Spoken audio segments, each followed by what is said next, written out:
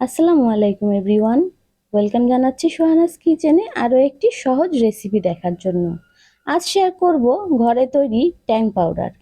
একদম ঝামেলা ছাড়া অল্প উপকরণে 5 মিনিটেই বানিয়ে নিতে পারবেন।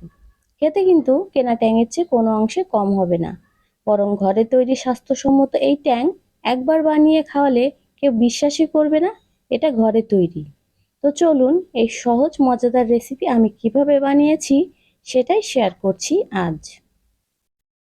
তো ভিউয়ার্স, এখানে আমি নিয়েছি 1 কাপ পরিমাণ চিনি, আর চিনিটা যেন সাদা আর ঝরঝরে হয় সেদিকে একটু খেয়াল রাখতে হবে।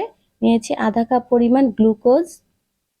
তো 1 কাপ চিনির জন্য কিন্তু আধা কাপ গ্লুকোজ নিতে হবে, যতটুকু চিনি তার হাফ গ্লুকোজ নিতে হবে। আর নিয়েছি এখানে সাইট্রিক অ্যাসিড। তো ভিউয়ার্স, সাইট্রিক অ্যাসিড না দিলে কিন্তু ট্যাংয়ের যে একটা টকটক ভাব সেটা আসবে না। তো ট্যাংয়ের আসল স্বাদটা পেতে হলে কিন্তু সাইট্রিক অ্যাসিড অবশ্যই দিতে হবে। আমি একটু দেখিয়ে দিচ্ছি, দেখেন এটা চিনির মতোই স্বচ্ছ। আর ভিউয়ার্স, এটা কেনার সময় কিন্তু অবশ্যই আপনাদের খুব ভালো কোনো সুপার শপ থেকে কিনতে হবে। আর ডেটটা দেখে কিনবেন, যে কোনো মুদি দোকান থেকে এটা কেনা যাবে না। অবশ্যই খেয়াল রাখতে হবে যেন এটা ভালো মানের হয়। তো তারপরে দিয়ে দেবো এখানে ফ্লেভার, অরেঞ্জ ফ্লেভার। তো আমি এখানে 2 ধরনের অরেঞ্জ ফ্লেভার নিয়েছি, একটা একটু লাইট আর একটা স্ট্রং। এই তো এটাকে অরেঞ্জ পেস্ট অথবা অরেঞ্জ ইমালশনও বলে। তো আপনাদের হাতের কাছে যেটা থাকে সেটাই দিতে পারেন। এরপর দিয়ে দিব এখানে অরেঞ্জ ফুড কালার। তো ভিউয়ার্স, ফুড কালারগুলো কিন্তু অবশ্যই ভালো মানের নেওয়ার চেষ্টা করবেন।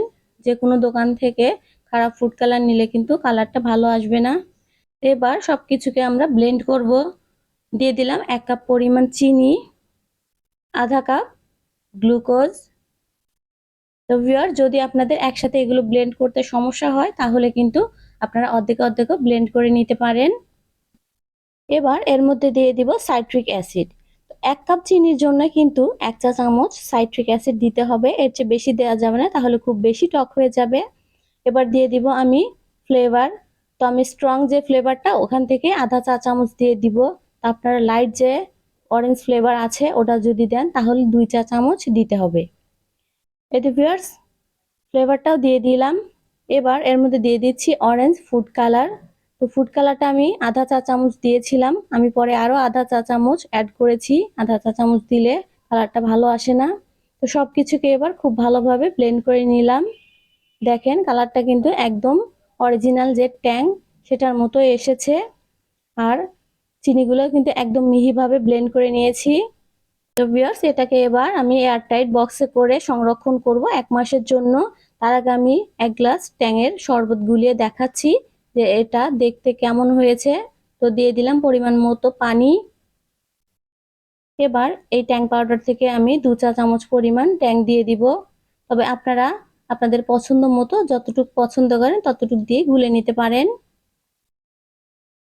এতে ভিউয়ার্স, দেখেন দেখতে কিন্তু একদম কেনা ট্যাংয়ের মতোই হয়েছে, আর খেতেও ওরকমই ছিল। আপনারা বানিয়ে খেলেই বুঝতে পারবেন এটার টেস্ট। এই তো ভিউয়ার্স, হয়ে গেছে। তো আমি এবার অন্য একটা গ্লাসে একটু গ্লাসটা ডেকোরেশন করে পরিবেশন করে দেখাচ্ছি।